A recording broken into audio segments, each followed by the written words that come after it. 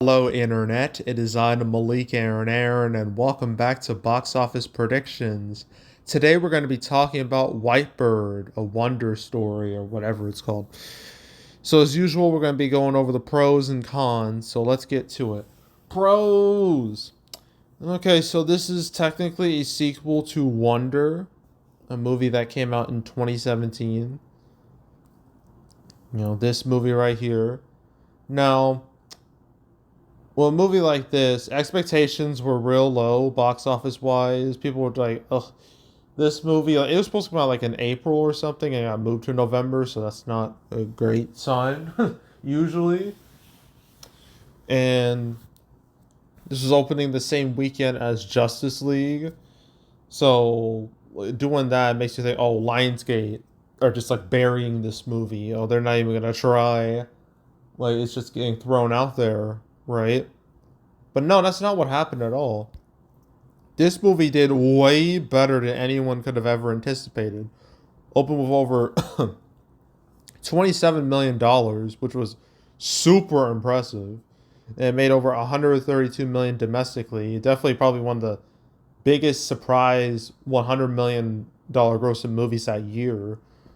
And it make over 300 million worldwide on a budget of 20 million. That's amazing. That's incredible, actually.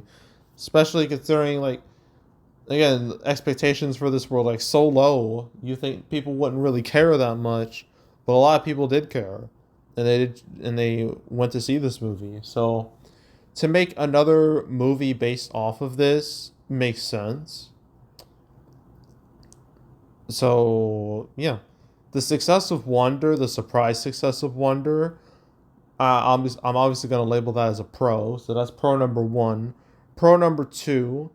Let's look at our cast here. Who do we got? Our main face, like the most important person, is Helen Mirren. She's been quite a few movies. She's a really strange catalog of movies. Um, let's go over like the important ones that most people would recognize. Well, she voiced in Prince of Egypt, but I'm not really gonna count that. Trying to find the first. I guess Deep Thought. I don't know what character that is necessarily. In Hitchhiker's Guide. Yeah, Hitchhiker's Guide to the Galaxy. I've never seen Hitchhiker's Guide to the Galaxy. Sorry. But I don't know what happens in that movie. But the Queen's an important one. I believe she won the Oscar for Best Actress for that movie. I'm positive she did. I might, I may or may not need to check. But yeah, I'm pretty sure she won the Oscar for this, and it was a hit. Definitely was a hit. There's also a National Treasure Book of Secrets. That was a big hit. Inkheart, which was not a hit. um, there's Red, which was a nice, surprise hit back in 2010. Arthur, which no one cared about. Let's see what else. Red 2, which was a bit of a flop. 100 Foot Journey, I think, did all right. Yeah, it did okay. Did fine. Woman in Gold did fine. Collateral Beauty, we don't talk about that one. Winchester did. Uh, oh yeah, Hobbs and Shaw in F9. She's Jason Statham's mom, which is hilarious. Um, she was in Shazam 2. Not that you would remember that because no one watched Shazam 2. And she was the narrator in Barbie, but I'm not going to count that. But yeah, Helen Mirren, she is recognizable. Can't deny that. So yeah, I'm gonna label her as a pro. Is there any other? Who else do we have in here? Who are our other actors? Anyone like relevant? Gillian Anderson. Who is that? Anything important? No. No. No. Okay. Let's. So I guess that's a pro. Um. Let's see other pros. Let's look at reviews. I think his reviews were pretty good. I think it's a 70 something, 73%. That's fine. That's all right. There's no audience score here, probably because very few people have seen this movie. But reading the reviews now, 5 stars, lots of 5 stars. Yeah, five, five, five, five, five, lots of fives. So yeah, 5 stars across the board from like audience members. So the audience, the people who were there, see the movie, liked it. But what's really important is its cinema score, which was the polar opposite of Joker 2, which got a D. White Bird got an A plus, which isn't super common unless you're a faith-based film, because those tend to get them a lot. But for the most part, getting an A plus, it's not like a super easy task. But White Bird got an A plus, so obviously that's a pro. I can't call that a con like in like any sense. So that's that's a pro. And that's it.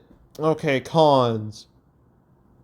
Like, okay, some of you may not realize this, but this movie was supposed to come out in 2022, I believe. Yeah, I remember 2022. I think it's supposed to come out the same weekend, around the same time as I think Black Adam. I think my memory is a bit fuzzy, but I'm gonna check just to be sure. Release. Yeah, it was supposed to come out in 2022. It says here September 2022, then October 2022. So it came out the 14th. So okay, that was a week before Black Adam, but it's still around the same time. Then it was removed from the schedule. Then they're like, okay, 2023. It's gonna come out in August. But then, the strikes happened, and Lionsgate said, you know what, never mind. They moved it out of 2023, and then they plopped it in to 2024. It literally took 2 years to get this, and it wasn't even like a highly anticipated movie like a Top Gun Maverick or something like that. It's for White Bird.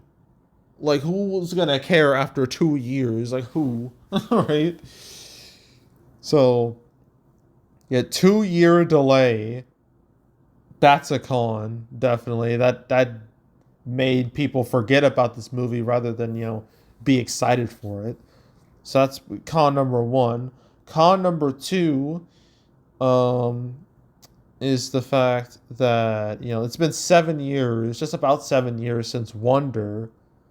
So like releasing it like so far the from the first movie, like that could be a huge problem for like a follow up movie. I mean, sure, Inside Out 2, biggest hit of the year. There was a 9 year gap between the first and the second movie. I know that. Okay. But Inside Out was much bigger than Wonder ever was financially. And there was clearly a demand for an Inside Out 2. There was no real demand for this. If there was, then that demand is pretty much depleted at this point. So, I think the 7 year gap between this and Wonder, just pretty much killed this movie. So that 7 year gap, that's a con. Another con is marketing. Where is it? You think this being like a wide release? Do you think they would try? I mean, this is opening up against a Joker 2. It's real funny that Wonder opened up against Justice League, and now you have White Bird opening up against Joker 2. And both this and Joker 2 are doing way worse than Justice League and Wonder did, like in 2017. So that's kind of funny. But marketing wise, I have not seen a single ad for this movie like anywhere.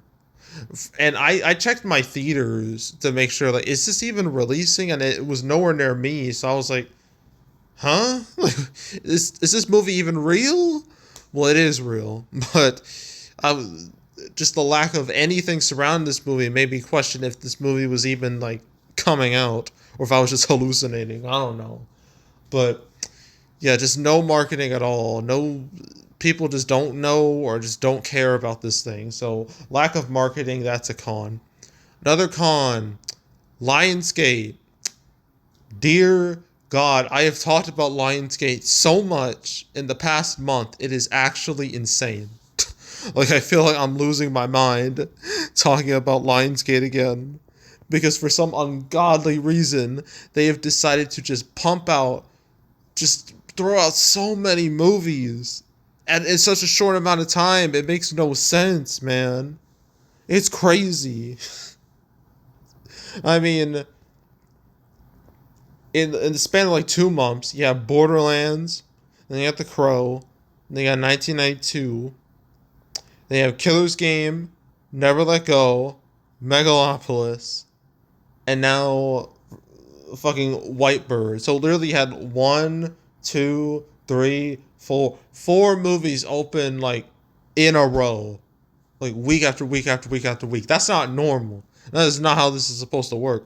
Ideally, you should spread these movies out a little bit. That way, each one has a chance to breathe. Each one has a chance to, shine out their own. You don't just grab a bunch of them and just like release them rapid fire. Like all you're doing is just killing all their potential. And not to mention you're just working you're just that the poor marketing department is stretched thin, absolutely thin, because there's no way they can properly market any of these movies because of how close they are together. So, and not to mention all these movies have been bombing too, bombing terribly. I mean, Borderlands, The Crow, Never Let Go, Megalopolis, Killer's Game, all flops. Huge. In the case of Megalopolis, it's a mega flop. And Borderlands too. Both are mega flops. So Lionsgate's having a terrible time right now. And it's real fitting that Lionsgate starts with an L because that letter can perfectly describe their 2024. Well, yeah, that's it. I mean, L is the perfect way to describe it. So, yeah, 2024 has been an absolute shit show, an absolute nightmare for Lionsgate, and this movie's not going to help with that at all. So, yeah, Lionsgate's terrible 2024. That's a con, obviously. Let's see. It's I guess I can look at his previews. 275K. That's not very good. Granted, there was there's like its theater count I believe is like 1,000, which is like hella low for a movie like this. That just tells you that Lionsgate pretty much just gave up on this thing. So yeah, yeah, 275K. That's still not great in the grand scheme of things. I mean, it's not a huge improvement compared to say. Well, I got what. Let's compare this to Never Let Go. Where is Never Let Go? There it is. Let's compare it to that. That had a Thursday preview of 360K. And that was in way more theaters, and that opened with like 4 million. Which you think, oh, this might not be do as bad, but no, it's gonna do bad. But yeah, it's Thursday previews are still bad, so that's a con. And I think that's really it. Yeah, yeah. So opening weekend. From the early numbers I've seen, this is projected to hit between $1 to $2 million. Absolutely terrible. That's literally less than 10% of Wonder. Like that is one of the worst sequel performances. Well, it's a prequel. Apparently, it's labeled a prequel and a sequel, but for like a follow up movie to a follow up movie to the first movie, this is one of the worst drop offs I've ever seen from movie to movie. I feel like the only movie that I could compare like that had such a severe drop off was like what, The Marvels. Granted, The Marvels, that movie's failure was way more what's the word? It was way more I'm doing this too late because I can't think of the word, but it's much bigger in scope. It was much grander in scope. Like its failure. This is gonna be pretty much forgotten. But yeah, I'm gonna go with like um 1 to 2 million. I'm just gonna stick with what Deadline says. So 1 to 2 million. And its final total. I don't think it's gonna last in theaters long enough for word of mouth to make a real impact. So 5 million or less. Let's just say that 5 million or less, and that's it. So that was this weekend. It's a really yikes. Not a good weekend for the movies.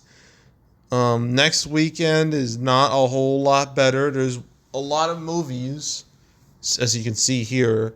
I don't see any of them being real, like, strong hits. So I feel like this weekend is just going to be miserable to get through because I had to do 6 movies. Literally, I had to do that last week, with the end of September, and I'm doing it again 2 weeks after that. Like, it's just ridiculous.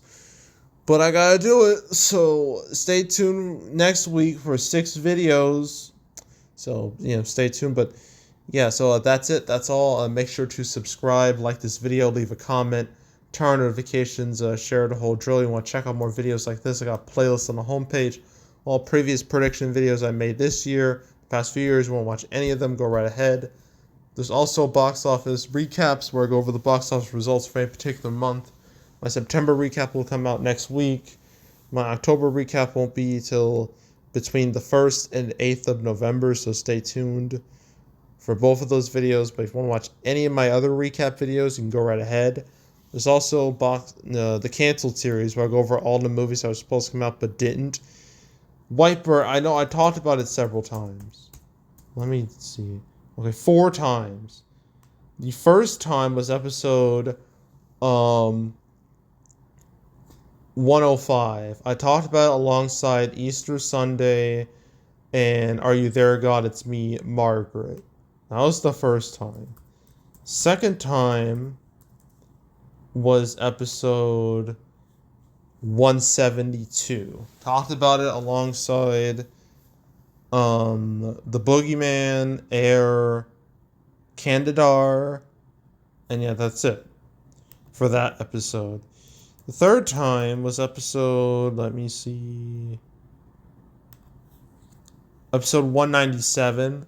Talked about alongside Saw X, Dirty Dancing 2, Borderlands, and the Ferrari. Of those 5 movies, only one has been a hit. Granted, the other one hasn't. Dirty Dancing 2 hasn't released yet. I can't imagine that doing all that great. So, yeah. Then the last time I just talked about this movie was episode 223. I talked about it alongside Back to Black and Civil War.